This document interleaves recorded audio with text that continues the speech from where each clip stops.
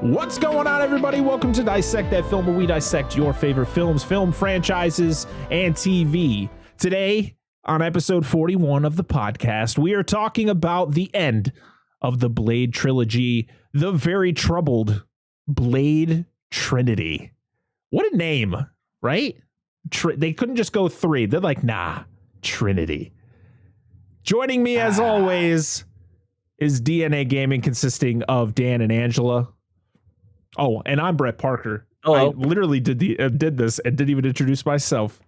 Oh, we know who you are. Yeah, okay. You don't need to know. Blade Trinity. This movie, let's just say it was something else. I hadn't seen this movie in a long time. It was so and rewatching it recently, it is no, not as good as I remember. I'm interested that since this is your first time watching it. I had seen it before, same with Parker's. Yes, it's always good to hear from someone who's never seen it. This is like their first go round. It was bad. It was bad. I like the costume because it's really a costume because it's his armor or whatever he wears. Mm-hmm. I like that design. His attire. Yeah, I like that design. Are we talking about Dracula? Yeah, because Okay. he has like that, but it's not what. Never mind. Just my brain went. Oh, I was waiting. Again. I was waiting. And no, it's okay. I just completely forgot where I was going with it. That's fine. Okay. Bring it up later. Nope, my brain just is like, nope, you're just gonna forget everything. Just drink some more alcohol. That'll help you remember. Sip. Yes. Nothing like a depressant to chase the blues away. Oh, Jesus. Too early to start forgetting things. Oh, Simpsons quote. it's every day for me. Every day. You can just cut all. Crippling alcoholism. Absolutely not. No. No, he said it's every day for me. I was like, crippling alcohol. No. Yes. Carry on. Sorry, carry on. Oh, Jesus. Good start.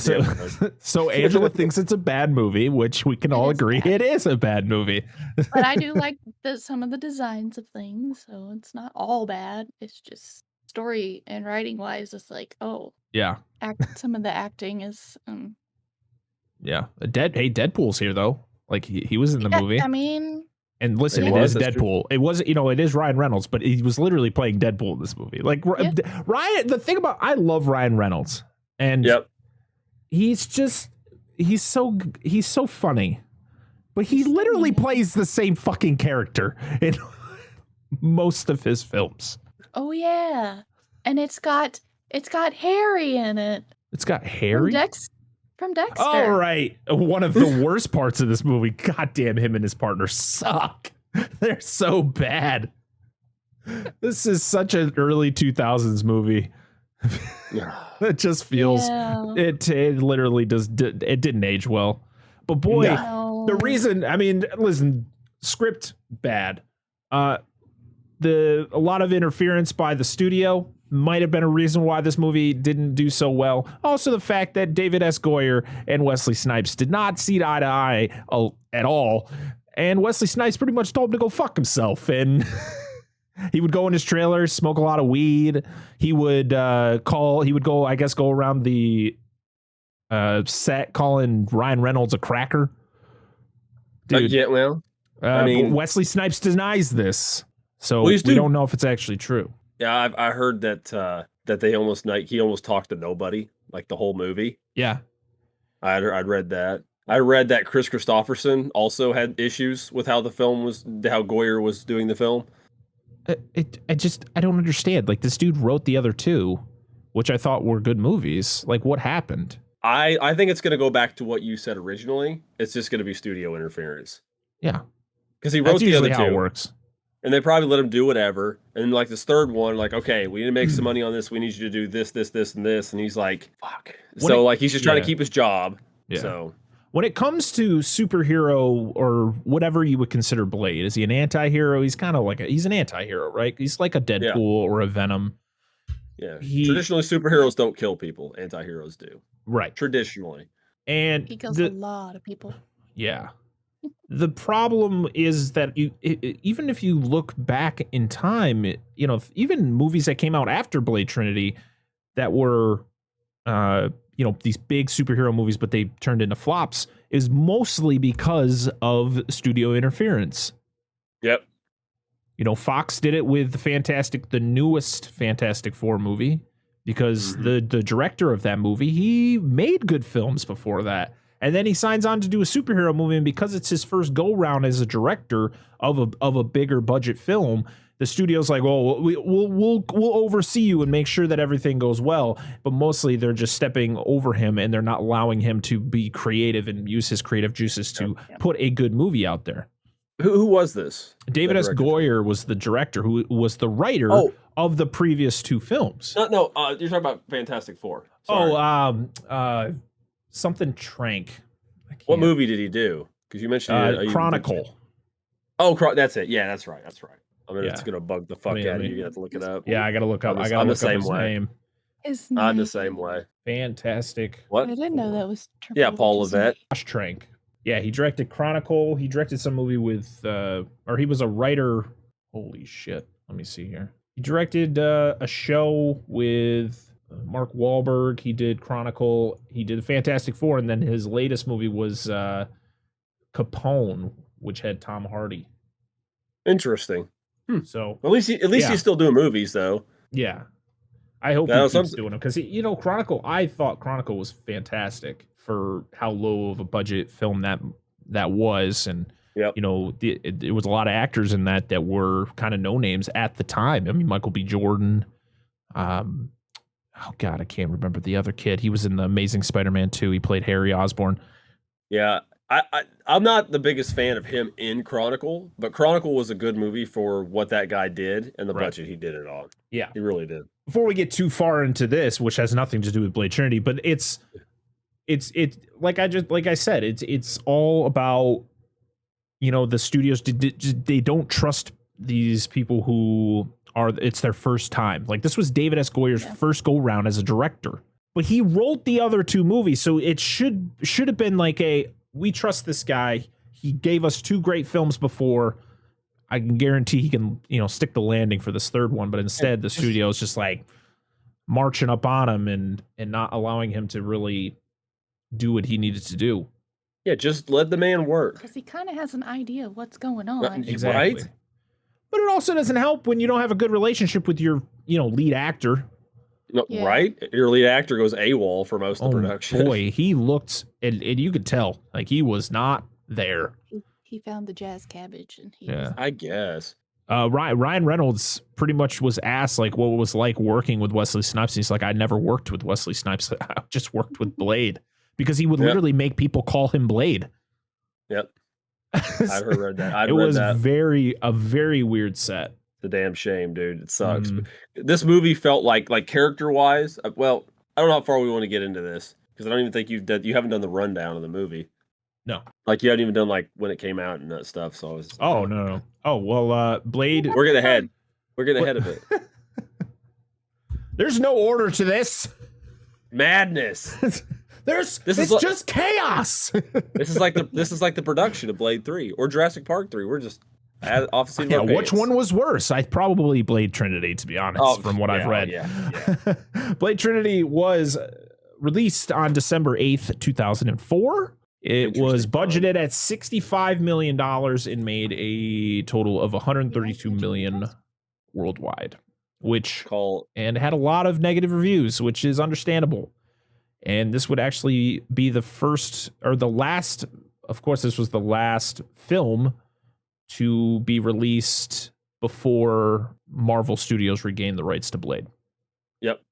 Wesley Snipes was actually asked if he wanted to return, or he was in talks with Marvel Studios when the rights were retained, at a possible return to Blade, but I guess it never came to fruition, and then Mahershala Ali was cast to play him. Pretty sure he's a younger actor too, right? Younger.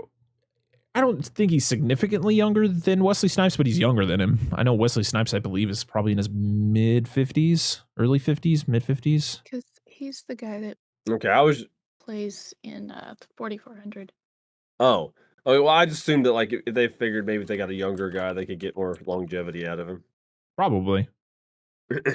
Wesley Snipes is doing Netflix shows with Kevin Hart, so he's still doing stuff too. Yeah. Which is good. At least Yeah. it's good he's still working. But this was, Ryan Reynolds is in this, but this was like Ryan Reynolds before he was really a big name. Pretty much before that, he was doing a lot of, he was Van Wilder. He was doing, he had a show up in Canada that I guess was really popular at the time. I think it was like Two Guys, a Girl, at a Pizza Shop, I think was the name of the show.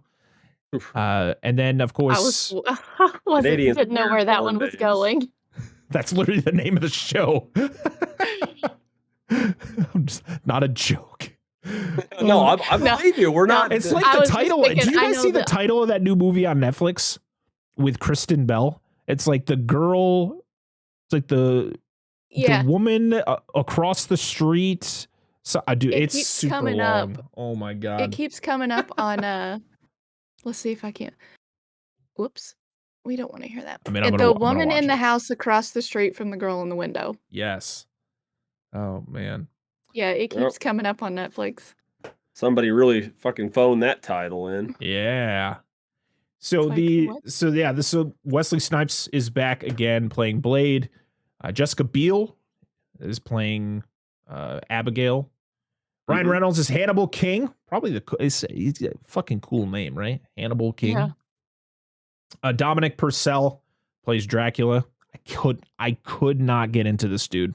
I don't know what it was, but he was probably one of the worst characters in this movie. You know why? I figured it out. Why? Because he's not in a prison. I was gonna say you made the joke before me. I was like, I'm sorry. Go break out from another prison, you bastard. Yeah. I will give him credit for this. I had read that during the final fight scene with Blade in the movie, that he did all of his own stunts. I did read that. It is really cool. Which kudos. I appreciate that. Good on you, Dominic. Chris Christopherson is back as Abraham Whistler, and I just go, why? Like, did he agree to this? He must have got a pretty good check. That's the only reason I believe he would have came back, because to me, even if others disagree with me, he phoned it in for Blade 2. So imagine, like, just watch it. To be honest, I feel like he did better in this, the little he was in this, than he did all of Blade 2. Just the way he performed and the way he had dialogue. I don't care if he was the worst part of the movie. He's really pretty to look at. Who, Dominic Purcell? Mm-hmm. He's a big man. He's very chiseled. Like, yes, he's got like a strong. He's very built. And you can go watch Parker Posey. I love Parker Posey. I don't care. Too. I don't care what anyone says. She's just great. She literally just goes ham the whole time. Did you guys see Scream 3? Not yet. No. Oh, not yet. I'll just say she's one of the best parts of Scream 3. I love her. I hated how they designed her costume and like her makeup and stuff. Just making really her look off. super pale. Yeah, I just not necessarily making her look pale, but the way they had her hairstyle just made her look.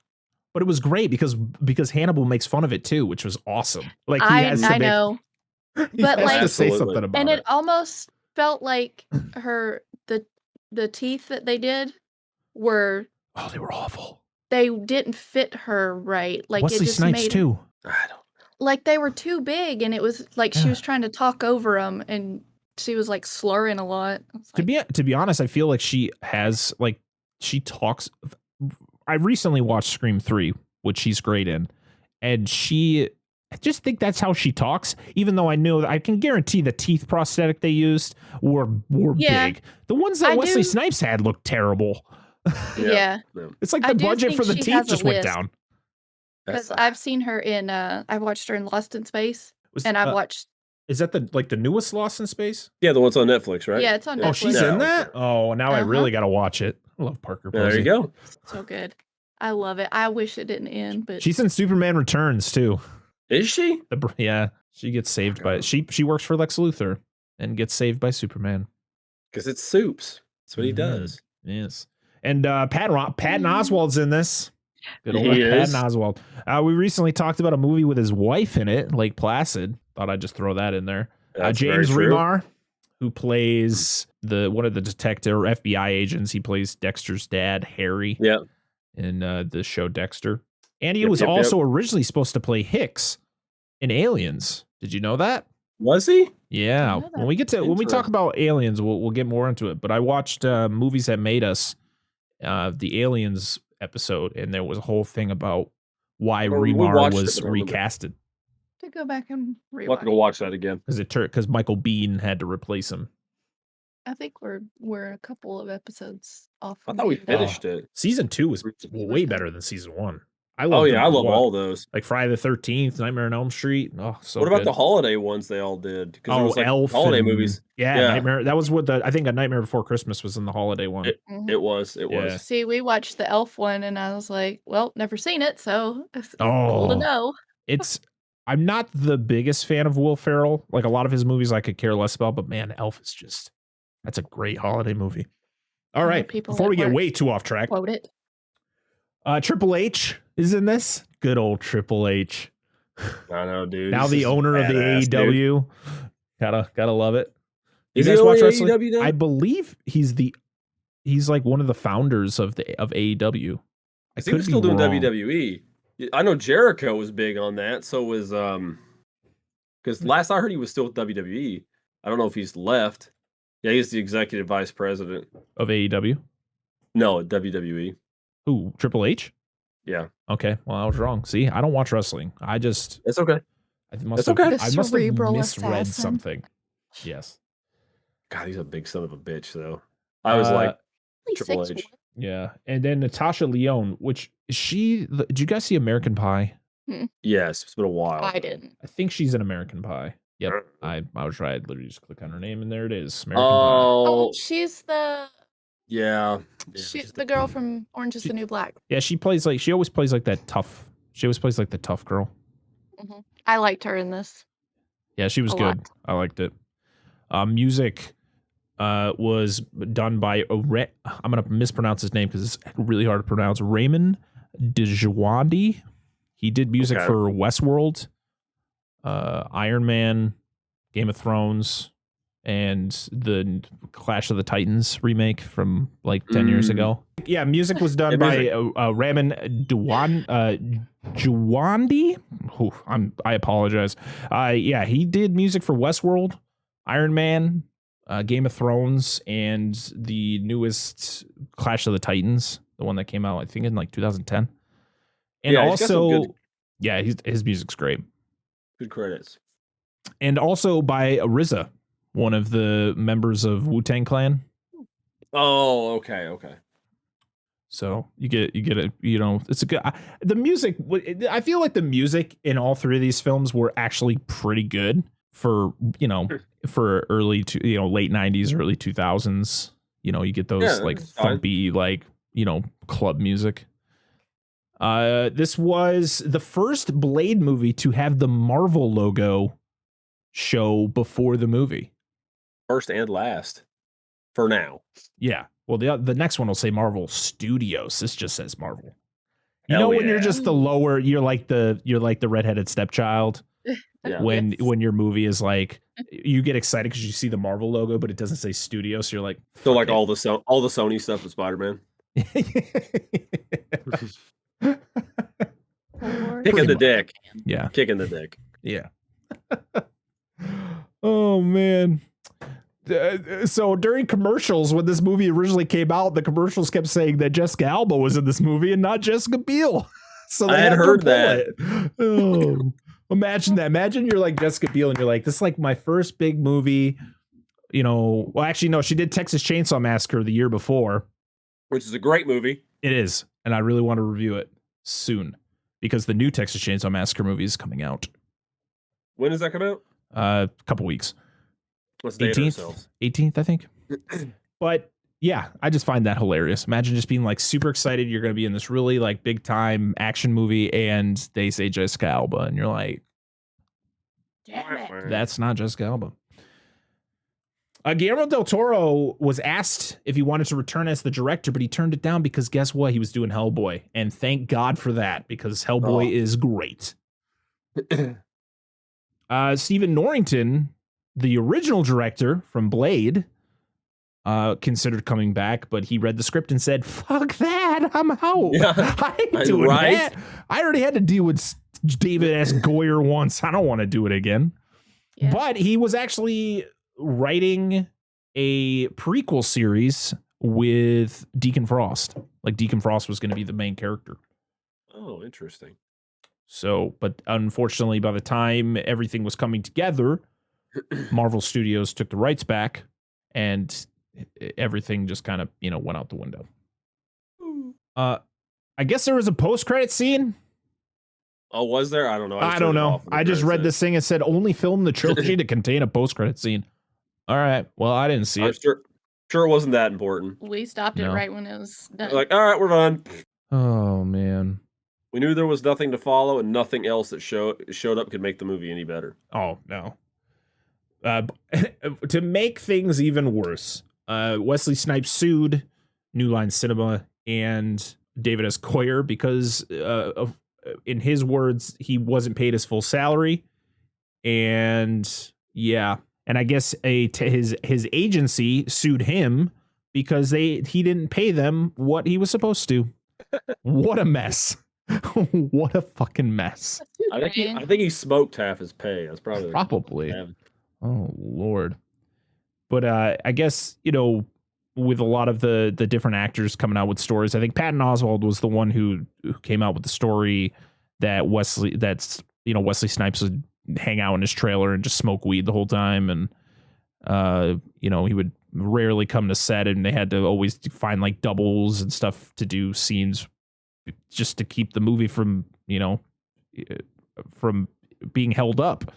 Yeah. And then, of course, Ryan Reynolds said what he said about never meeting Wesley Snipes, and I guess there was reports about being called a cracker. But I guess Wesley Snipes even came out saying that David S. Goyer and there was racism between from David S. Goyer to Wesley Snipes, and it's like, Jesus, what the fuck is I just want to be a fly in the wall for this production just to see what was going on. So far, I would like to have known everything that happened behind the scenes on Jurassic Park 3 and this movie. Like, just because they sound like just shit shows. And I feel like Jurassic Park 3 went a little bit better, but not much better. At least this movie had a script. Yeah, it's not like Sam Neill was just like, fuck this, I'm gonna go fucking get drunk in my trailer every day. Like, there was no like actor animosity on Jurassic Park 3, at least from nothing I've read has stated that, other than some actors like, it wasn't great, it wasn't the best time in the world, but this was just a mess from start to finish. Just an absolute mess. So the original villain, according to David S. Goyer, he wanted it to be Morbius. Yep. But then they decided, no, we want to make Morbius a series, so we're going to scrap that. And why not make the most generic vampire in history, the fucking villain of this movie? They were just clutching at straws this whole movie. Literally, Van Helsing came out the same year. Which is a better movie. Isn't that about Dracula too? Yeah, better movie though. Van Helsing is a better movie. You say better movie, but it's not that good. It's not, but it's a better movie. Oh boy! It doesn't have to be much better to be better. In the comics, Hannibal King was a vampire that was bitten by Deacon Frost. Did you know that? Yeah, it was Tomb of Dracula 25, I think. No. Oh, was that a comic that Hannibal King and Deacon? Was that a Blade comic? Blade first appeared in Tomb of Dracula 10. Yeah, but the one that Hannibal shows Blade when they're talking about Dracula, that's 55, right? That's 55. Like that. That's 55. Yeah, the one that he shows him is not really right. You're right. No I any remember relevance. talking that. Yep. Yeah, well, it said, Marvel's Tomb of Dracula comic was early 70s title, which included the first appearance of Blade and Hannibal King, both written by Marv Wolfman, who was the creator of Blade. Yeah, because Deacon Frost he in the original comics, he was like this old German vampire. He wasn't a half-breed. He was a pure vampire. He wasn't like a 25-year-old half-breed? No, he was like an old, World War I, let's go shoot Franz Ferdinand kind of thing. Right. There was supposed to be a crossover between the Underworld series and the Blade series after Trinity, But unfortunately, that didn't come through because by the time everything was trying to get worked out, Marvel Studios had the rights. And it's just, ancient history now. I don't know dude, if we ever do those movies, I won't know what to think about them. Oh, Underworld? Yeah. I've only seen the first one, like from start to finish. And guess what? We get to talk about Scott Speedman again. Remember Scott Speedman? You remember Scott Speedman, man. Remember Scott Guess what? He makes appearances in the Underworld series. Does he shoot people with a shotgun in that movie too? No, he turns into a werewolf. Fuck him. Oh, all right. There's a lot, but you know what? Mostly it's just how toxic and ridiculous the behind the scenes of this film is. So we're going to go into the plot now because the plot isn't much better. Not really. So the movie starts with the first Marvel logo we ever see in a Blade movie, as we stated before. Woo. And Ryan Reynolds narrates. Hi, I literally TV's Ryan Reynolds. Yes. And as you're watching this, you're going, did I put the wrong Blu-ray in? Did I put Deadpool in? Because this kind of just feels that same route. I love Deadpool. Listen, I'm wearing my Deadpool shirt because, for one, Ryan Reynolds is in this movie. And two, I don't have a Blade shirt. And this is the closest I could get. Go ahead. I was going to say, because at this time, like you mentioned, Ryan Reynolds has only really done like comedies and stuff, right? Yeah. Because when did he do his first Deadpool appearance? In that wasn't until, that was 2009? Yeah, I figured it was a couple of years after this. Because this was 2004. But yeah, because he wasn't known for much. And like, why is he narrating it? Why not? Right. Well, Blade was high. But why not Chris Christopherson? And I was like, wait a minute. Yeah. So we get this Ryan Reynolds narration. I could not listen. There are parts of this movie it's like a fog. I just was like, dude, I don't care that I don't remember this because it's bad. I agree. We then see helicopters flying into the subtitle says Syrian desert, which then they mention later that they found them in Iraq. Which then people stated, if it was Iraq, the helicopters would have been shot down by U.S. troops. And I'm like, this is a fucking movie about fucking vampires. Why do you got to be that way? Why do we have to be that technical? Well, let's just say the soldiers just weren't there this day. Yeah, exactly. It was their day off. They were on vacation. Oh, God. We get the temple's really cool. Oh, yeah. And design. Yeah, we get the characters coming out of the helicopters. They're dressed in these cool looking suits, and one of them just turns around and flips off the sun. And you're like, all right, that's a cool touch. I kind of like that. It's probably Paul. I said I flip off the sun on a daily basis. Yeah. It just seems like something he would do. At least his character. I stand at my window and flip off the snow as it falls outside. All right. Fuck you, snow. Enjoy your snow, by the way. Yeah, fuck you. I don't want it. We'll take some. I'll take some. Good. Please, you can have it all. God damn. Let's go to Parker's house. Let's go to Parker's house. Sorry. Only if I get to not go to work. It's the only time I want snow. We at Parker's house. You won't have to worry about work. Yeah, you ain't going to work if you're coming to my house. That's right. You're the only work you're going to do is we're going to do a in-person podcast. That's the only work we'd have to do. Yeah, I've Jaws 6. Oh, God. Santa Jaws. Yeah. Oh, you do know we're gonna do that fucking movie at some point. Oh, can we do Bad CGI Shark? Is that a title of a movie? It's a movie. It is a real movie. Oh God. So the group is uncovering a tomb of an ancient vampire. They get attacked, and why do they got to put strobe lights and everything? Every movie's like, you got to put a fucking strobe light. Like she drops the light and then it breaks, and so it's flashing, and dudes are getting attacked, and I'm like, oh God, I fucking hate this so much. I don't feel like that added anything to the scene. No, it didn't. It's just a problem for people with photosensitivity. Like, it was bad. I mean, the biggest thing is they show Parker Posey's character there. What the hell is her name? Danica.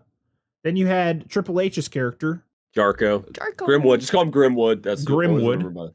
Yeah. And some throwaway guy who gets killed, and Danica's brother's there, right? Asher. So they're all there, and the way that the scene is set up, it's like they all die because it shows her screaming and then it cuts to black. And you're like, oh shit, Parker Posey didn't last very long in this movie. I mean, I've seen this movie, so I know like what happened. But if you're seeing this for the first time, you're like, oh shit, they all just died. And then you see him fucking 2 minutes later and you're like, what was the point of that scene? Because he breaks out of a coffin, not prison, but he breaks out of a coffin or being buried underground. He's breaking out of something, all right? He's breaking exactly. out of something. He knows what he's doing. Episode. Very, very well. New series on Fox. Dominic Purcell is in Coffin Break. Please.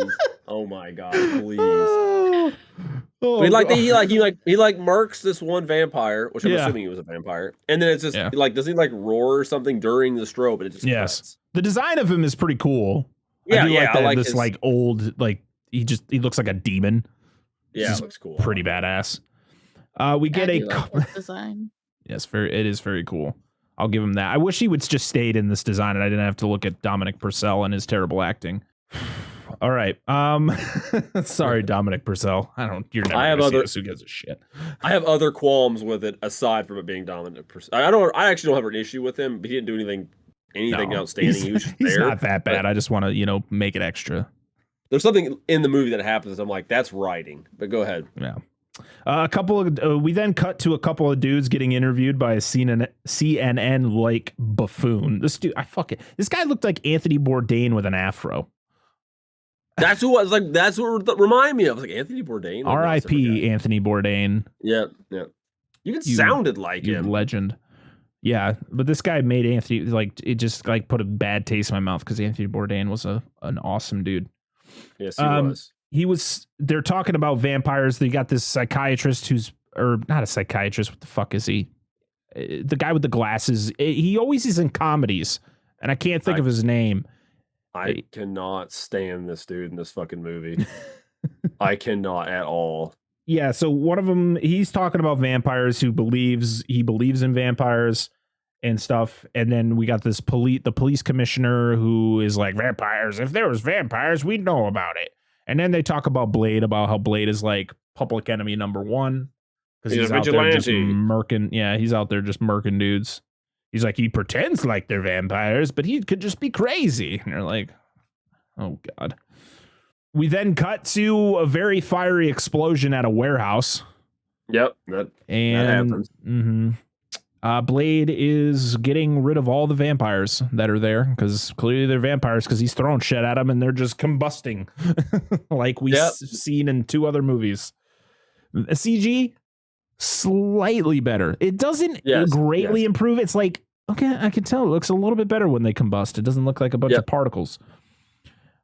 Blade jumps on a moving truck driven by Whistler after he escapes. He gets in his sweet car in the back and drives out, chasing the fleeing vampires.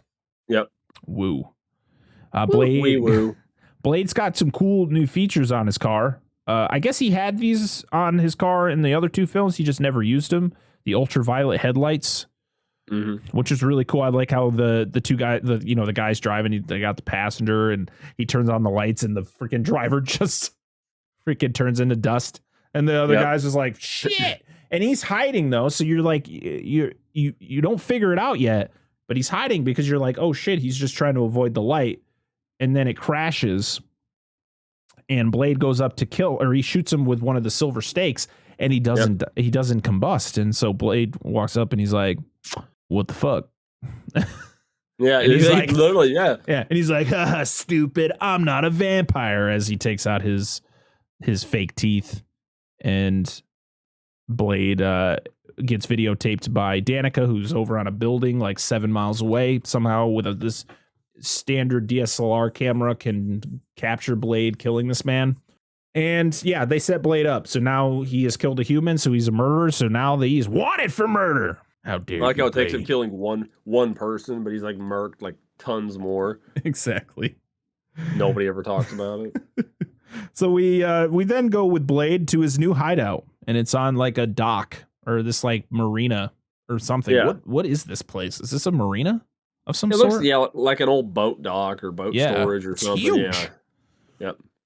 Yep. Whistler, he gives Blade a new way of administering his treatment. It's like an inhaler. Yeah. Some friends made for him. Yeah. He's like, you have friends? He's like, well, you used to. Right? Like the good old days. Mm-hmm. We then cut to Dexter's dad. He's the cop who is going to stop Blade. Dexter's dad, yeah. He was a cop as well. Yes, that's true. Well, actually, technically in this movie, he's an FBI agent. He's not, they're not considered cops. They're agents. They're above the law. Yeah. We see a wanted poster where Blade is only 5'8". Did you see that on the wall? No. His wanted poster, it tells you how tall he is and how much, well, I guess he's only 5'8". Blade's not a very tall man. No. You don't need to be tall. I guess not.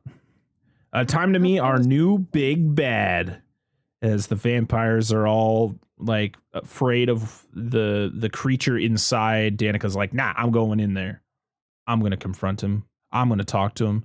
And she goes inside, and he's still in his like ancient form, which I'm going to call it. And then he turns into a human. Got really loud. Don't do that. And he's pretty much like against everything. He's like, the reason I was sleeping all this time is because you fucking suck. The vampire kind sucks now. You're all a bunch of pansies. Yeah. Yep. And she's like, well, we need your help so that we can become like Blade. We can walk amongst the sun. And they're like, oh, okay. Cool. I feel like this is literally the plot point for every fucking Blade movie. Yeah, it is. Actually, it really is. It really is. How can we get the vampires to be able to live like everybody else? It's all about discrimination, dude. It is. Should we? I mean, here's the thing. Should we feel bad for the vampires because they're just trying to have a better life? They want to not be like this? Surely not all of them are bad. Like, there's probably ones that just get blood from the blood bank stuff, and they're like, they don't actually actively hunt humans or nothing. Right. Yeah. There probably are ones that don't. I think Blade is he's just angry. He just kills them all. He don't give a fuck. I to be honest, I hate Blade in this movie. He's so... It's probably the fact that Wesley Snipes doesn't give a fuck in this movie that made the character just so hateable. Oh, I just didn't like him. So, like, the first one, obviously I said he didn't say very much. No. Right? But it was part of the mystique behind the character, right? It was more Whistler and stuff, and Karen, like, pushing the narrative ahead. Mm-hmm. Blade just did his thing. But yeah, this one he just feels totally checked out. Yeah, 100%. That's it. Whistler he's buying a paper and he gets photographed by one of the FBI agents. He goes back and he tells Blade to be smarter if he wants to survive. So stop just going out there and just murking everybody and grabbing attention here. We then cut to a subway is this considered a subway? If it's outside, what are is it just a train station, I guess? Trolley? Not really trolley. I'd just say a train station. Train. Yeah. We got a bunch of rowdy teenagers who are just blatantly announcing that they're trying to pick a person to eat. It's like, what about this one? This fatty here. And it's like, nah. And it's like, what about this one? What about this one? Yeah. And then they notice this woman who kind of looks homeless, and there's a baby crying. So there's not just one, but two main course and dessert. Double prizes. Woo! So they chase after. Well, they don't really chase after her. They kind of stalk her. She, goes up to a bench, and she can hear them like being all rowdy and talking, and she's getting nervous. And then she gets up, or she sits down, and one of them just pops out of nowhere. It's kind of like a slight jump scare, and you're like, oh, you got me.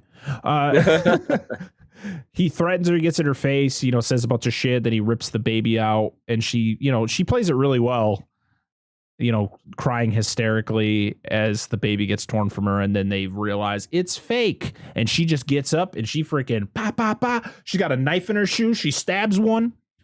Yeah, that was cool. And then she does the epic like coat takeoff, and you're like, nice, and then she's fighting them all.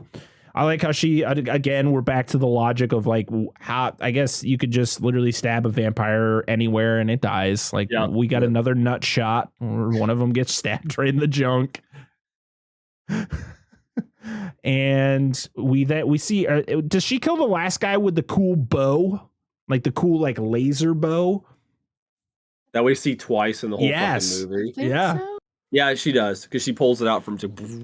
Yeah, and she's clearly not holding anything because it's really bad CGI when this thing gets whipped out. Yeah. Well, I didn't realize she was just gonna like touch him with it. I'm like, oh, she's gonna use it bow and arrow style. No, Nope. she just like. And now you're dead. Mm-hmm.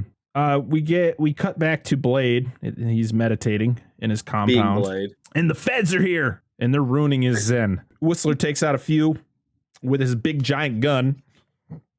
Got a shotgun. Couple of them, actually. Mm-hmm. Oh, that's right. He was using a shotgun, and he was just blasting them. At first, I'm like, okay, I like how they're running in, and James Remar's character, he's just like, shoot to kill, and I'm like, I don't think that's how you're supposed to go about this. And then Whistler blasts one of them, and then I'm like, okay, now you can shoot to kill. Yeah, because he's like, they're like cut down. They're all like really cut down, like single hand, like shotguns. Yeah. There's no stock. It's just like the little he's pistol grip. He's literally just walking through rooms and just. And I never see him reload, but he shoots at least like 6 to 8 rounds in that shotgun. I know one of them he shoots for a while and then he drops because he grabs another one from like another strategically stashed one and just starts dropping more guys. Yeah, I didn't even count shots, to be honest. Nah, it was just a guess. He shoots a few of them and he gets shot as well. And after he gets shot the first time, he goes to all the computers and I'm guessing he's trying to do like backup on them. Yeah, or transferring the data transferring the data to the location that we see later on.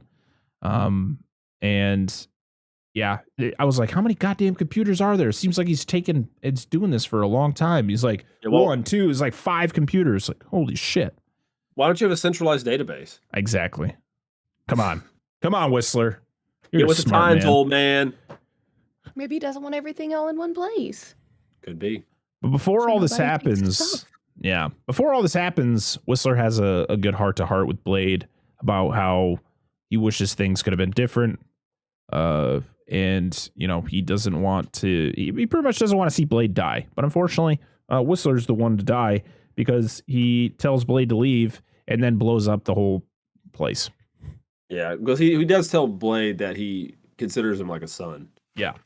Which is like the only time you really get like a real, like, not only, he kind of alludes to it in the previous 2 films, but I think this is like the first one where he's like, dude, don't be an idiot. Yeah. Crazy thing is, this is the second time Whistler dies. Yep.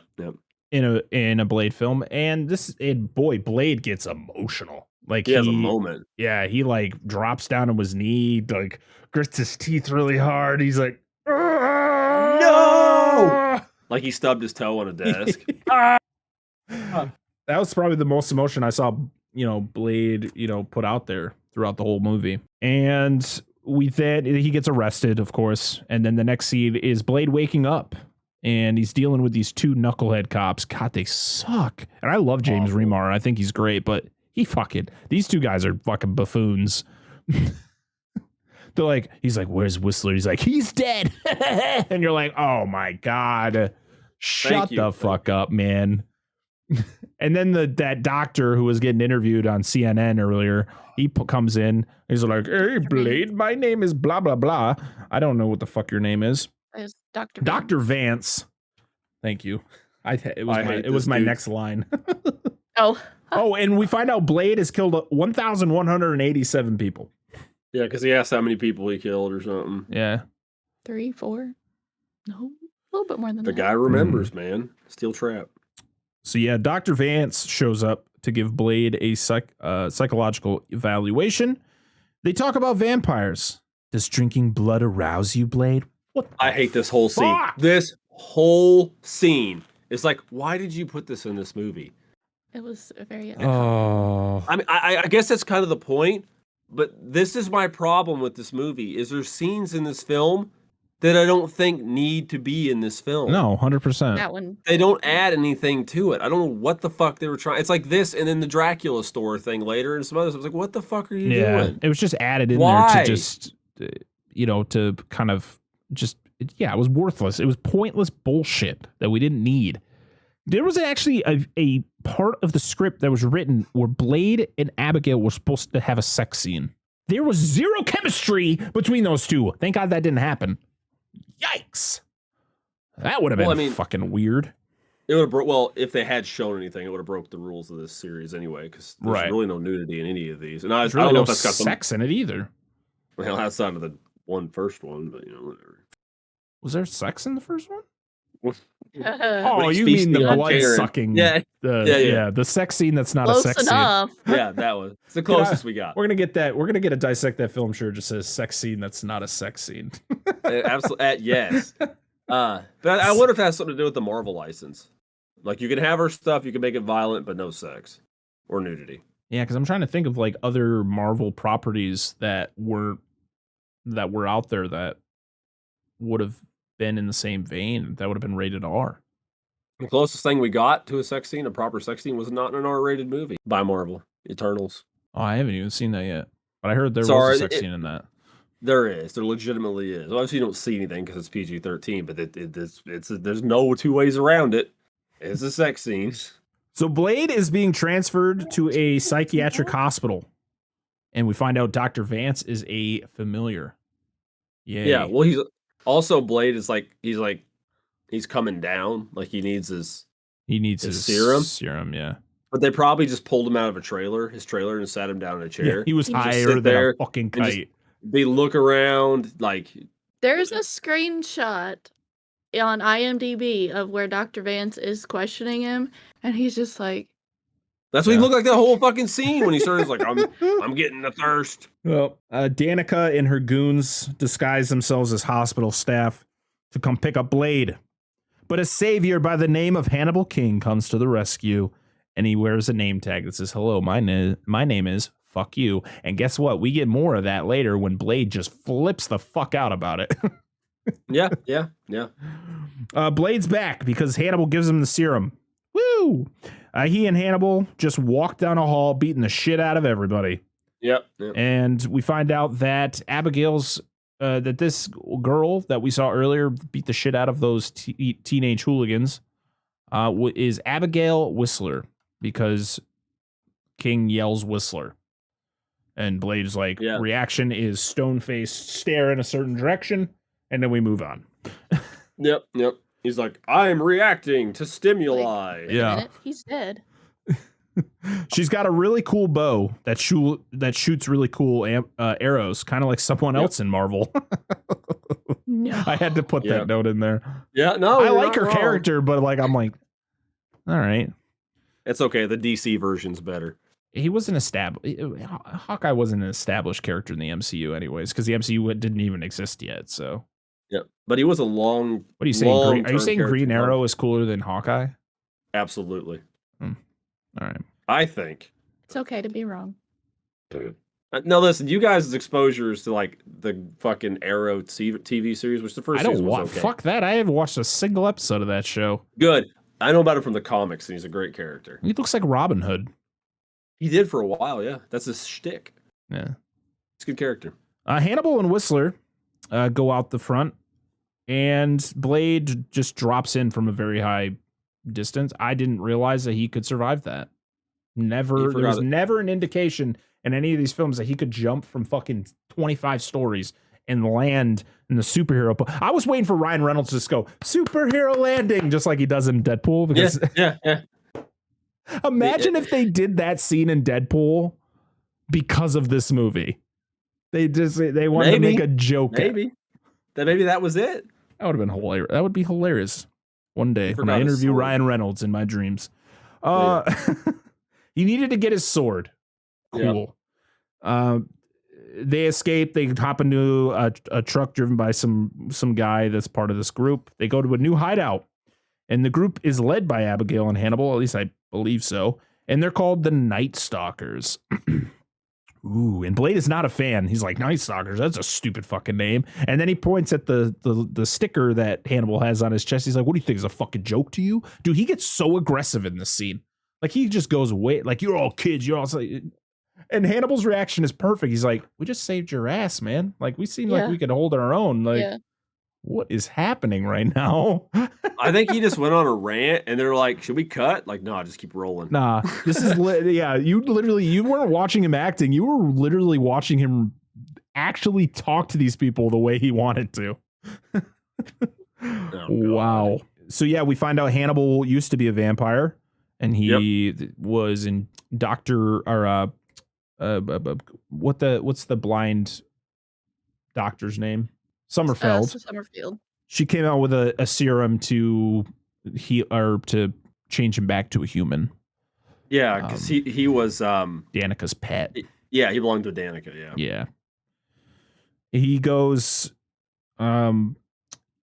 through all of like the different people. I loved one of my favorite lines that Hannibal says where he's talking about Danica, and he's like, unlike other vampires, her fangs are located in her vagina. Yes.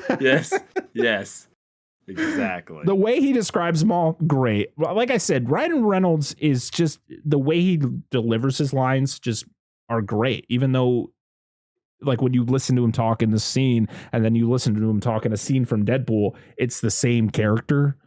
Like, just the way that they interact with people. He's just got quick responses to things. The only thing, even for him in this movie, like he was probably one of the best parts of the film for me. Yeah. As far as characters go, but I just didn't think some of his jokes just weren't that great, in my opinion. I'm just like, okay, I'll just go with it. Yeah, no, I mean, I agree. I don't think everything landed, but I think it was also the point, because even when he's trying to crack those jokes, when he's captured later, and they're just like, is this all you do? Yeah, no, exactly. No, I agree, because there's a few times he's like, I'll shut up. Yeah. So or that one time he's like, oh, good. No, go ahead. Sorry. Oh, no, go ahead. He's like, I had a lot of sugar this morning. Yeah. We find out that the man that they dug up earlier was Dracula, or as he likes to be called, Drake. He's the first ever vampire, and he comes from Somalian shit. He's very old. He's older than Bram Stoker's Dracula and all that fucking shit. We got a whole thing about that. We get the weird like flashes where it shows him doing different things as they're describing him, and you're like, oh, yeah, of course, okay. We do. Mm-hmm. Then we get the really bad fucking shot of Drake walking down the street, and it's like he's walking, but everything else is going really fast, and then he walks by in this really terrible green screen where the sun is quickly flying across the fucking sky. Yep. I was like, whoa, this is bad. This looks terrible. He goes to a shop that sells Dracula merch, and this is a scene that did not need to be in this movie, and he's not a fan of this. And then he attacks the guy behind the counter. He throws him through a window, and then this is the closest you're gonna get to a rape scene without it being a rape scene. Yeah, no, that's true. I agree, because he just pins her down to the chair, and then sucks her blood, and you're like, why does it always have to be so sexual? It's just so, like, this one made me uncomfortable. Just the like vampirism is all about, man. Like this, the actress played it off really well, the way that she reacts to the whole thing, which made absolutely. It make the whole point is to feel uncomfortable in this instant. But oh boy, this was a scene that did not need to be in the movie. I concur. The Sonnenfeld or Sonnenfeld, that's the director of Men in Black. Sommerfeld has come up with a way of wiping out the vampires called Daystar. But in order for it to be successful, they need blood from Dracula himself. They meet Hedges, the man behind the weapons, played by Patton Oswalt. And, I like where it's like, Hannibal's like, have you ever been laid, Hedges? He's like, yes, many times by women. Yes. Okay. It's like, this is such a early mid 2000s stereotype right here. Yes, 100%. Blade and the gang go after the humans, pretty much the familiars, to get to the vamps, which I like. This was actually probably the best scene for Blade, was the one where they got the guy hanging upside down and they're fucking with him, and his phone rings and he looks at Abigail and he looks at Hannibal, and then he looks down, he's like, oh, it's you. It's like the most emotive he is in this entire fucking movie. He's like, give it up. But then once he gets the phone, his emotion just flies out the window. Yeah. Bye. Yeah. Just like the guy falling off the edge. Yeah. Mm-hmm. And after the phone call, they just dropped the guy. Yeah. He's like, I'm done. Yep. Abigail really likes her, music. She sets up like playlists for when she goes out. But how many fucking times do we need to see her flip her headphones around and then put them in her ears? You're like, Jesus, I've seen this 15 times. We got it, lady. We understand. Why do we need to see it every time? They just really like, guys, remember music. You want to see it again? You're like, Jesus Christ, I'm tired. I'm tired of this. I'm surprised she did not kill anybody with them fucking headphones. Just whip somebody. I just want to know how she was able to fight and do all that without like the headphones coming out of the jack. Because listen, I've worked with non-Bluetooth headphones where you have it in your pocket and you're doing some stuff and it gets like, it comes out a little bit and you're like, fuck, man. Like, there's no way she's shoving that in that jack and then doing crazy fight moves and the music's not cutting out. Yep. We have headsets at work and you can't even walk through the store without getting it caught on something, like yanking it out of your ear. And we're talking about early Apple here. This is like early Apple. Because she's using all the trouble started. Yeah. Because they got to show you iTunes. Mm-hmm. Absolutely. They find Vance's office. They go to it. And of course, they just slap the shit out of everybody on their way up there. I like how Abigail just points at a woman and goes, sit down. And my wife's like, did she just tell her to sit down? I mean, are you going to argue with her? No. Yeah, I'm good. Yeah, okay, thanks. That's all I got to do. That's fine. They go in there and they immediately notice that it's not actually Vance. That it's him. And Drake grabs onto Hannibal, brings him over, stabs him, throws him, jumps out a window. Blade chases after him. It's this very kind of lame chase scene where it's like, why is Drake running away? Like, why? He's like the most powerful vampire. He's running away. I'm gonna let you finish before I go on my rant. The scene. No, man. Drake takes a baby while he's at it, and they get to the top of the roof of this building, and Blade's like, "Ooh, sunlight doesn't affect you," and he's like, "I was the first. Nothing affects me like the others." And he's like, "That's why they want me here, because they want to become something like me and you. But fuck the vampires, they're stupid." That's right. Yeah, fuck them bitches. At the end of this conversation, he throws the baby. Blade catches it and then looks at it and goes, "Coochie coo." The baby cries. And I was like, oh, jeez. So here's my problem. Is like they tout him up as being this badass motherfucker like Drac, right? Yeah. They're like, yeah, like he's dope. He's strong as fuck. He's like, I don't want to deal with your problems. He's like, all right, I'll fight Blade, whatever. And he's all like, we know nobility and honor and fighting by the sword, but he takes, Hannibal as a fucking human shield and stabs him and then runs away and grabs a baby. Like, where's the honor and integrity in any of this? Did you pay attention to your fucking script the entire time you wrote this shit, David S. Goyer? Because clearly you did not. Like I said, I got a feeling they're like, David, listen to me. We need a third movie, but we're going to be heavily involved in this as a studio. And he's like, fuck. So he just churned something out. Yeah. He just churns like, I'm getting a paycheck out of this. I've seen that happen. I've seen that happen where they purposely make a bad movie because of the studio. Yeah, it's shit. This whole scene sucks.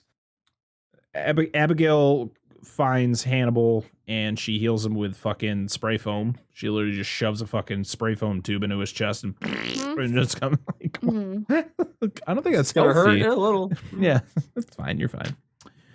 We get a Whistler voiceover as Abigail takes a shower. We get that really slow-mo thing where it's like him, it's ADR from prior movies. Yeah. And then except there is some new dialogue in there because he mentions that you hear him say Abigail and so on and so forth. So. And we see her taking a shower. She's just gonna, it's that typical shower scene where she's in like the fetal position, sitting on the ground. I'm like, it's kind of dirty. Why would you want to sit there? It's a shower. I don't sit in the shower. I stand in the shower personally. Get a bench. Blade doesn't like Hannibal, and I love where where Hannibal like goes, he's like, he doesn't like me, does he? He's like, she's like, no. You might try blinking sometime. Yeah. Which apparently was entirely ad-libbed. Yes, it was. That's and that's probably why he didn't like him. Why Wesley Snipes really didn't like Ryan Reynolds. Probably. We get this really weird scene between Danica and Drake, where they're, kind of like, hey man, can you help us become like you? And he's like, let me drink your blood. And of course you're like, all right, this is how this is going to be. What is going to happen with her? I was confused. Like, do vampires not like, so if a vampire drinks from another vampire, nothing happens? Was he transferring some of his powers over to her? It never gets explained. Is this one of those scenes like a lot that came before it that just didn't need to be in this movie? Pretty much. They talk about the crucifix on her neck, that she was a good school. She was like a good Christian schoolgirl or something when she was young. Yeah. And then he's like, I can make you a better one or something like that. Yeah. So I'm guessing she's not pure blood then. He just wants to dick her down. That's all it was. Or suck her down.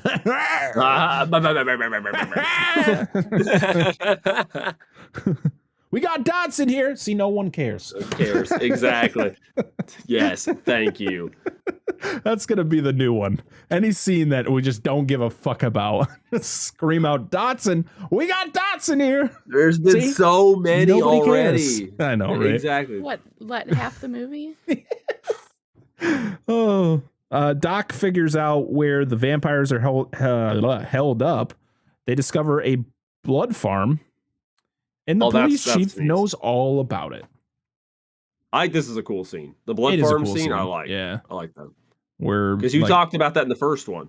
Yeah. Well, that was an idea for the first one. There's actually a deleted scene where when Karen or when Frost has Karen. He has there's a freezer that he opens up and it's a bunch of bodies hanging like they hang in this blood farm.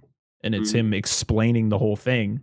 He's like, well, we don't, you think that we just go out every day and hunt for new blood? No, we just get, some humans and they can harvest a certain amount of blood for us throughout their life. And then once they're useless, we get rid of them.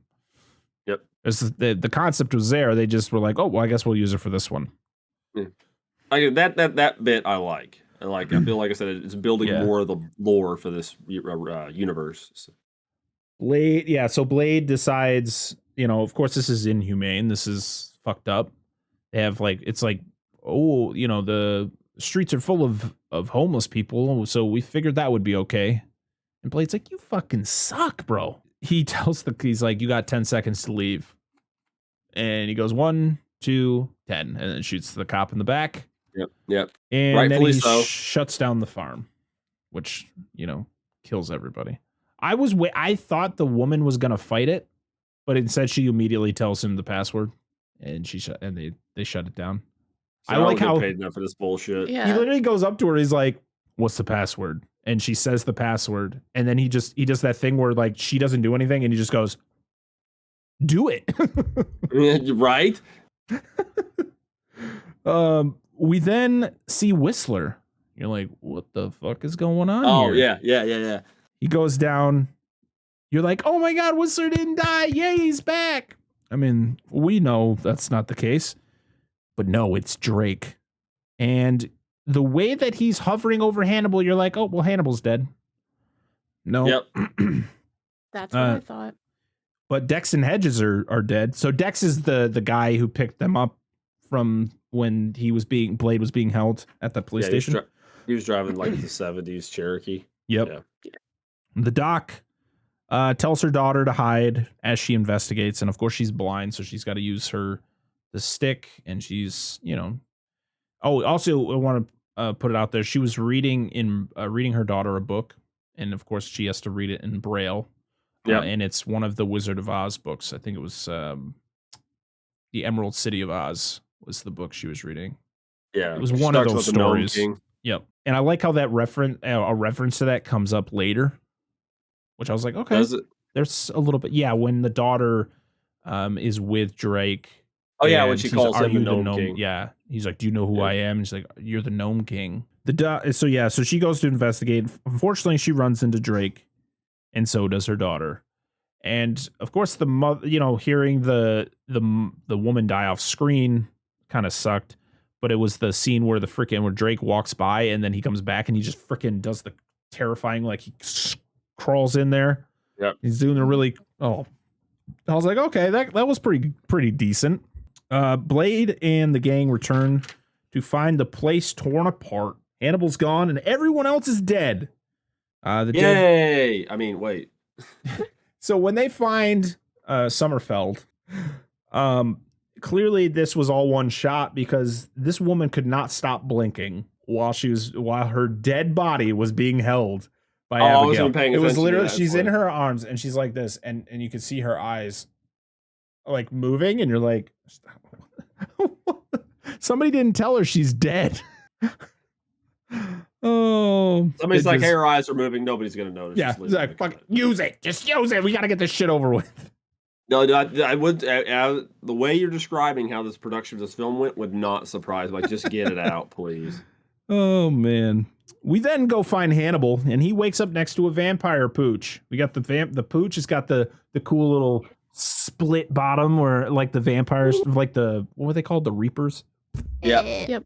That's a reference to that. Yeah. More jokes from Hannibal, of course. Danica threatens to bite him again. This scene actually was pretty good. The fact when she threatens him, because he's got all the jokes. Yeah. She's like, I could bite you, and I'm just gonna sit here and watch you turn. And then one of the guys brings the daughter in. He's like, and then when you get so hungry, I'm gonna watch you eat her. And you're like, Parker, that was good. You wild bitch.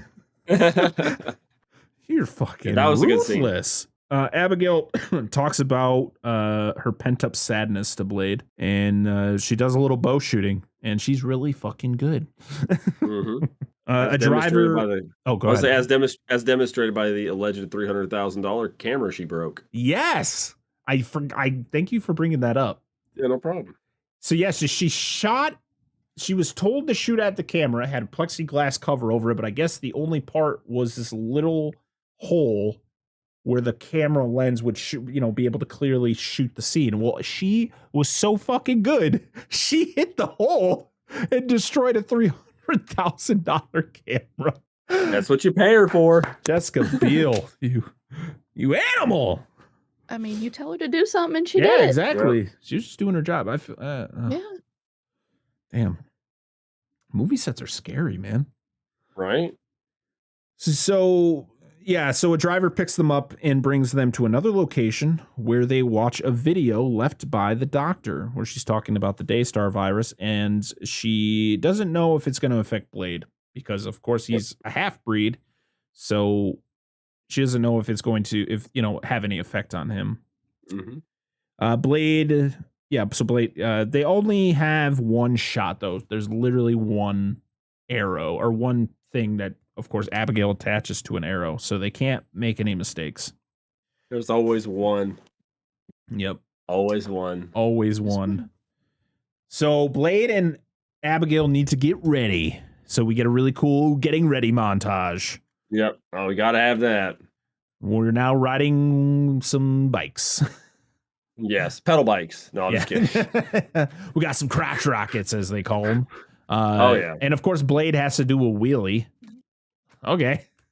When in Rome. Yeah. Hannibal continues to fuck with the vamp group that he's hanging around. Blade, I like how they're talking, and Hannibal's talking about the iodized silver that's being pumped through the vents. Yeah. Colloidal silver. Yeah, and everybody's like, and Blade makes a grand entrance. Well, I like how everything is like, in it, shit's about to go down, and then nothing happens. He's like, oh, all right. And then Blade comes through, and now it's time for a battle. You gotta love watching Abby put her earphones in every fucking time. Just a reminder, she listens to music because it's so relevant to the fucking plot. Oh, you never hear what she's listening to. It could have been a throwaway line. That's all. She just likes to listen to music while she kills vampires, and that's it. 100%. Just never bring it up again. That's it. Yep. She helps whoop some ass, and you gotta love Blade's boomerang blade, which this is the first time you ever see it used in that fashion. Yeah. Where he throws it up and it comes. He up has around it in the other- every movie, and I've seen him throw it, but he never uses it like a boomerang, where he literally throws it in one level, jumps to the next level, and catches it because it goes around a corner. You're like, all right. Yep. Oh, I said, because I said it was like, oh, it's a batarang. Yeah. Exactly. Yes, it's the bladerang. Abby uses her cool bow on a vampire while saving Zoe. Hannibal gets attacked by vampire dogs. We got the little Pomeranian. I like how the brother there, Danica's brother, Asher, he explains about how he's like, why the fuck are those dogs like that? He's like, oh, well, we've been, injecting some vampire blood into them to see what happens. I'm like, on a fucking Pomeranian? Yeah, right. Yeah. So we got a Pomeranian, and we have two Rottweilers with some really bad CG on their face. Oh, absolutely. So bad. I just feel bad for the Pomeranian because when they all take off running, Yeah. the Rottweilers run over the Pomeranian. Over it. Yeah. Oh, poor thing. The whole time I'm watching this, And I'm like, it was real. Yeah. right? At this point in the movie, I'm like, are we watching Resident Evil? Like, I was like, is this Resident Evil now? Like, what the fuck's going on? Oh, so yeah, Hannibal keeps running, and oh god, He's hit. He's going down. Oh, it's not you coughing this It's time. like me coughing. water It's went filling down in the for me. wrong tube there. So yeah, he's running away, getting chased by the dogs, and then he like grabs onto a pipe, and the dogs just jump right off, and then you got the Pomeranian trying to stop, and it can't. It just falls Off the top of the building. Yeah.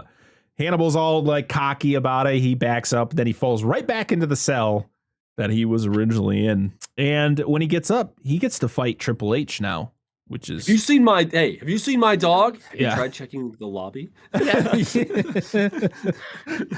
Oh, But by the way, this fight is fucking fantastic because they just go at each other. 100%. And like you get to see a little bit of Triple H's wrestling moves. He fucking suplexes Oh, and shit on that right metal on floor. the metal, right on that, like where Hannibal was like strapped to. And I'm like, Oh, imagine if it's he so landed good. on the fucking handles. Oh, It's a fun fight. I really enjoy it. Yeah, this was probably the best fight scene in the whole movie because the Blade Drac fight, not so much. Nah. So yeah, Blade fights Drac or Drake or whatever the fuck his name is as Hannibal fights Triple H. Abby kills Danica's brother. In Very the most quickly. Yeah, it was literally like, think, all right, he's dead because he has a gun and he was going to shoot Blade. Pew pew. Yeah, Hannibal gets the better of Triple H because he literally punches his teeth, which are made out of, I'm guessing, silver, right? I have no idea what his teeth are made of. I have no idea. Because I think that's what kills him. No, what did he do to him to kill him? He stuck 'Cause he does something in his mouth and then he punches him, and it causes him it's- to. It's one of the UV emitting Yeah. cartridges, bullets from his Yeah. gun. Those UV Oh, guns they have. He sticks it in his okay. mouth. He hits And him in the mouth one time and hits him again, and it uppercut. Yeah. goes off. And I like when he like combusts and then he like falls through the wall that's there. Yes. Yeah, that's good That stuff. was cool. This is good stuff. Drake transforms into his demon form. This isn't even And my final form. Just Well, that absolutely is. throws Blade around. Danica then jumps in and tries and starts a fight with Hannibal. Blade stabs Drake with the virus after a failed attempt by Abigail. She shoots it. Drake catches it. You got the cool catch, and then he throws it down, and that's when Blade picks it up and stabs him. Which then, what happens is this virus goes into Drake, and when it's mixed with his blood, it puts out an emission where it like puts a shit in the air where any vampire ingests it, it just kills them. Yeah, it's It, like a like, bioaerosol or something. Yeah. It's fucking wild. This is actually a pretty cool scene. We got the vampires like running like, and, like everybody's dying around them. Dude, it's the ending, like this movie is so a large portion of this movie is so fucking predictable. Yeah. It's just like shot by like play by play, like, okay, here's our action story playbook or action movie playbook. We're just gonna hit all these notes, boom, boom, boom, boom, boom. Here you go. False ending, catches the arrow, and Blade's gonna get the whatever. I love when Danica's fucking with Hannibal on the stairs, and then she finally gets affected by it, and he just walks away. He's like, I'll be right back. I'll go get help. That's great. Yeah. So Drake dies. He turns human, has a conversation with Blade. Then he dies. Does Blade die?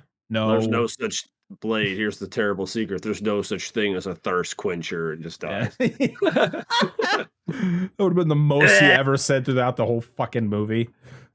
The cops rush in and they finally got Blade. And this is the most infamous scene of all time when you talk about any Blade movie, is this scene here. And I thought it was earlier in the film, but I guess it's the last scene you see. So Blade is like in a morgue, I'm guessing. I think they think he's dead.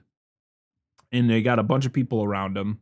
You got James Remar's character there. You got the other guy. You got the mortician there and all that. And Blade wakes up. His eyes open. Now, in reality, he was told, hey, so in this scene, you're going to lay there with your eyes closed, and then when we tell you to open them, and he refused to open his eyes. So what did they do? They CG'd eyes over his head to open so the scene would work. His eyes opening is all CG. It's not real. He kept his eyes closed because he was fucking with David S. Goyer. This movie, I swear. This movie is a fucking mess, bro. When I was a kid and I watched this movie came out when I was like 14. No, I was like 13 years old. I remember seeing this as a teenager and I'm like, man, this movie's fucking cool. This movie's fucking trash. This movie sucks. I have seen this movie before and I remember so little of it. It was that bad.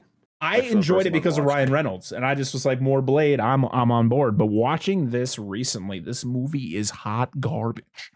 The best parts of the movie, I agree with it, is Ryan Reynolds, and I'm a big Triple H fan, so I like. Yeah, no, I thought he was good. To be honest, the supporting characters of this movie were actually pretty good. I thought Jessica Biel was pretty good. I don't think she was great, but I thought she was good. You know, Ryan Reynolds is Ryan Reynolds. I love everything he's in. The Parker Posey, fucking awesome. Triple H, they were fun. Dracula or Drake, he was just bored. He was the one. What did he do in this movie? Was he the villain? I'm so confused. He was in this movie for 3 minutes. He did nothing. He literally did nothing. There's literally, this movie is about a 2-hour movie, roughly, right? It's the shortest Blade film. I think it was like an hour. It was like 113 minutes, I think it's stated. This movie could have easily been an hour and 20 minutes. Oh, 100%. That's why they added all those scenes. That's why they added all those useless scenes no one gave a fuck about. Or at least I didn't. It's so painful. The problem is I watched this movie, and most of this movie it's not even entertaining. It's just boring. But there are parts where Ryan Reynolds doing his Ryan Reynolds thing, which is fine.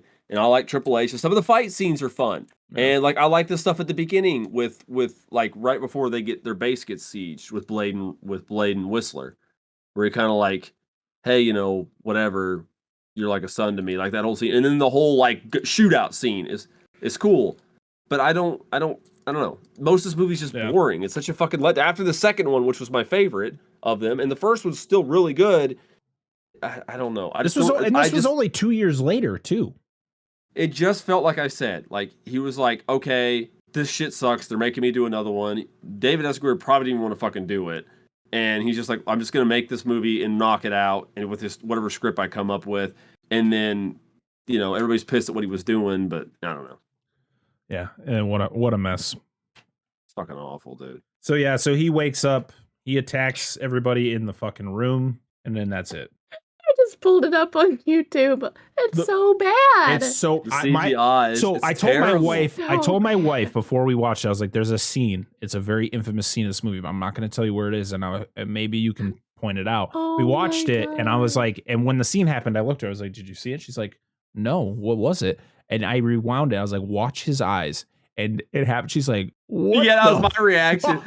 I didn't even notice that. I was like, his eyes open. I wasn't paying attention. But like, why does it end the way it does? And then there's like a narrative at the end where it's like, Blade will awaken when his time is ready. And like, it happens after this scene. It's so bad. It's such like, a terrible. Oh, God, were they trying to build it up to make Blade the villain? Like, was he going to be like a villain in the next one? It doesn't even look like his eyes open. It just kind of looks like they phase out. Listen, I'm going to tell you exactly what it looks like. Annoying orange. Yeah. The eyes. That's exactly what it looks like. 100%. Oh, God. I'm gonna give this the fuck this movie seal of approval. No, do not. Do I recommend this film? No. Watch the first two. Watch the first two Blade films, and you're set. There's no lead up to this movie when it comes to like at the end of Blade 2. Does it tease anything? No, it doesn't. Watch Blade 1 and 2, and that's it. All right. Him driving away on the motorcycle. Yeah, looked like ass. It was all bad. It was just this movie sucks.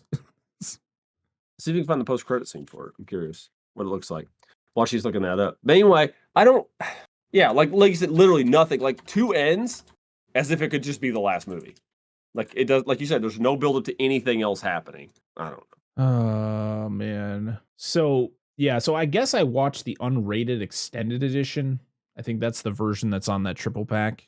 Because it says in the the unrated extended edition, the body in the morgue does not transform back into Drake, which I don't even remember seeing the Dracula body in the morgue. When you see the scene at the end when they're coming in, you don't see Drake on the ground. No, you don't. You just see Blade. So it's like, where'd he go? Yeah. Blade awakens as the autopsy begins and attacks the doctors and FBI agents present, which is stupid. The scene ends as he menacingly approaches a cowering orderly, which was like, that was the one where I was like, this isn't Blade. This isn't what he's supposed to be. You're supposed to root for Blade, but like after seeing that, you're like, no, Blade fucking sucks. King narrates that the virus did not kill Blade as the human half of his heart did not stop beating. It only slowed down, causing him to enter into a comatose state until his body was ready to fight again. And then in another alternate ending, the Night Stalkers reappear 6 months later, having tracked a werewolf to an Asian casino. Yeah, see, I'd heard about the supposed. Yeah, it doesn't even show anything. The supposed, like the ending credit scene is just him driving his car. Yeah. Off, which is no different than him riding his bike at the end. So I don't see what's even there.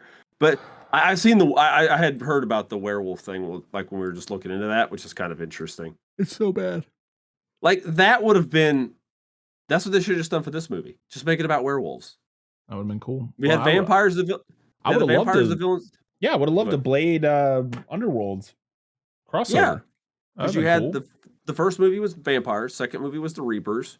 Give us something different for the third movie. Which were a type of vampire, right? Yeah, but they were different enough. Right. And I stand by it. The vampires in these movies are like they're the most underpowered vampires I swear I've ever seen. Yeah. Like every once in a while you'll see them like do something cool, but for the most part, like anybody could beat their ass. There was nobody menacing in this movie. There was not a single character I was like, man, this character's scary. Like Deacon Frost was a good villain. Yeah. And the people around him I thought were pretty good. Blade 2, of course, like I feel like Blade 2 had the most like holy shit characters. Yeah. Like, the Reapers themselves were just terrifying. Yeah, like you couldn't kill him with most conventional means, like with the silver bullets and stuff. Didn't do that. It was like, okay, so we have a problem. You got to figure out another way to kill him. Yeah, like it had some higher stakes to it. I feel like the vampires as a whole in this entire franchise were laughable, other than certain ones. They were like not like oh my god, these things are scary. No, the Reapers were the scariest part of Blade 2, and Blade 1 it was mostly just Deacon Frost's determination, which was the scariest thing, and him wanting to become this blood god. But in Blade Trinity, it was not like Drac was just a fucking this musclehead who was supposed to be Dracula. Like this is stupid. It's dumb as fuck. Stupid. It was lazy writing that they put Dracula in this movie. The one in the main vampire in the second movie. Overlord, whatever his name was. Yeah. Damaskinos. Yeah, he felt more like a traditional style Dracula, like Bram Right. Stoker's Dracula. Yeah. Gary Oldman from the movie Bram Stoker's. He Right, felt right, like a They traditional. they looked identical. Right, they really did. Yeah. But like that felt more like. But even then, like at the like if you talk Right. about this movie, like I know they need to make it competitive because it's Triple H and Ryan Reynolds, but they were just going blow for blow. Like, where's this great strength the vampires possess? This is the first vampire. This is this man has been around for thousands of years, but he is literally going. Yeah, Blade is matching up with this man. Yeah. Makes no sense. I agree.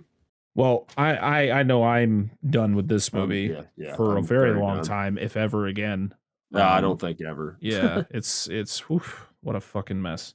Somebody's like, "Hey guys, you ever watched the Blade trilogy?" Oh, you mean the 2 Blade movies? Yeah, I've seen those. Yeah. Just ignore the third one ever existed. Yeah. It's just bad. Go watch Jurassic Park 3. Yeah. It's a better trilogy. Keep watching Keep watching our review, but Yeah. our review, but also watch Jurassic Park 3 because it's a better third film in a franchise. People like watching us really just tear into movies. Well, see, the thing is this movie's not even fun to tear into. Don't worry, we're going to be watching worse movies down the road. It is, but we've watched like Cruel Jaws, Jaws 3, 4. Those are fun because they're funny.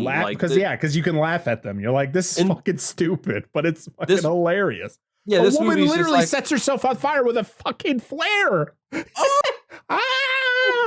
Yeah, that's entertaining. This is just disappointing. You're like, what the fuck happened? I experienced that. I played Resident Evil 6 for the first time yesterday. Oh. Dude, I know it's nothing to do with video games. I was so fucking floored. I literally ended the stream and I have no idea. I still don't know how to feel. I feel like it was so weird. Anyway, enough of that shit. Don't watch this movie. Like everybody else. This movie fucking sucks. Let us watch it so you don't have to. We're gonna put it in the category of fuck this movie. Very few movies I think we've ever just said no, just don't do it. I mean, for me, you guys weren't on the Resident Evil series, but there was a couple. Most of those. There was a couple of those that are in the fuck this movie category. I think you guys most like the first one was all right, and it was like a general tolerance of the second one. But after the second one's my favorite. My second one's my favorite. I think for the most part, you guys just hated all the other ones after that. Oh my god, they're all fucking 24,000 absolute garbage.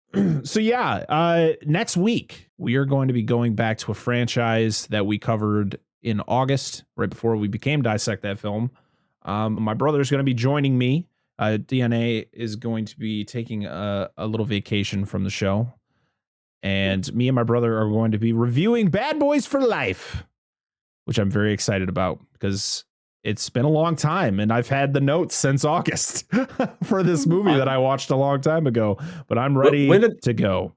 When did the last episode come out? The second one. When did you guys do that? Oh, it was like, I think the first episode we did as Dissect That Film was like second week of September. Yeah, because it was a minute back, and I was like, okay. Because I remember you guys watched it, because that was, like I said, I think it was the last video you did before we came on for Jurassic Park.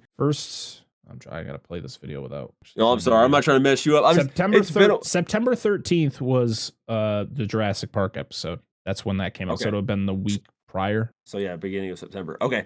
So yeah, because we volunteered to step back because I want to see these guys finish their movie series they started. Because honestly, I've not seen any of them, and I don't want to watch them all. I won't have time.